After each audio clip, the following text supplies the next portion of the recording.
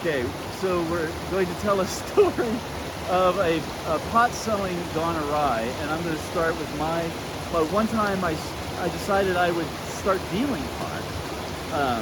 It's the only way to go if you have a really bad pot habit. Yes! It's the only way to go. And then I don't pay for pot anymore, and I always have pot. But I decided we would buy a pound. So we bought a pound, Yep. and then we had to de-seed it. Oh my You God. stem it. You did that? It was we still just Mexican brickweed, so Yeah. so you didn't even de-stem it. Oh, see. Well, I mean, to a certain degree, I guess we Yeah. didn't because of weight. right. But I decided that I would take it home to my friends and sell it Yeah. On summer break or something? just on the weekend. Like while I was in college, I'd go Yeah. back to my high school friends and sell them Yeah. weed. Right. But I crashed my car. Oh no. And I had to put the weed, throw the weed up along the side of the road, and then get the car towed and everything, and get my brother to drive me back and look for it My God. along I-70. A pound? No, not a whole pound, Oh. but a whole backpack full. So maybe a quarter pound.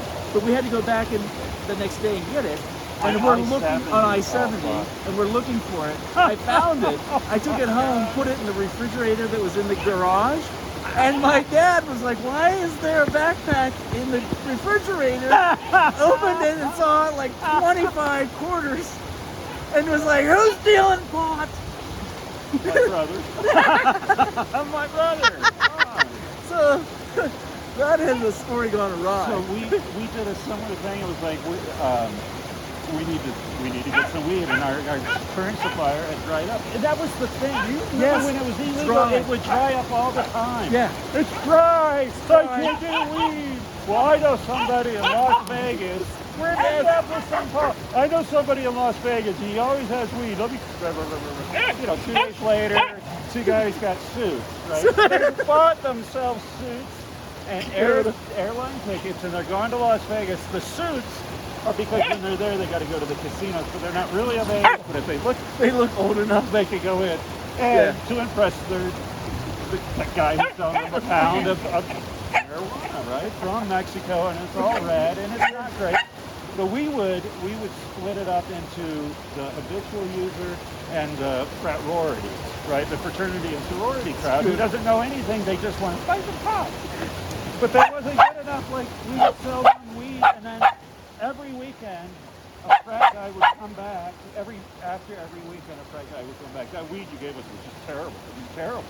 And we all got headaches, and it made us all sick. We were sitting around like, I don't feel good. And it's like, yeah, that's good weed. Weed, actually. That's what happened. With good weed. What would these people do nowadays? Yeah. What would they do? I mean, because I know what I do. Like I said, last night I smoked my own, and that was fine. And I had 3 flavors, and so I overindulged. And this morning I woke up with a hangover. I don't know what I would do, Sean, with some of this marijuana on steroids, marijuana, with my kids smoke. Exactly. I can't smoke it I can't eat because I don't need to trip. Right. So Yeah, we're burnouts. burnouts. That's the story. That's the story, Jared.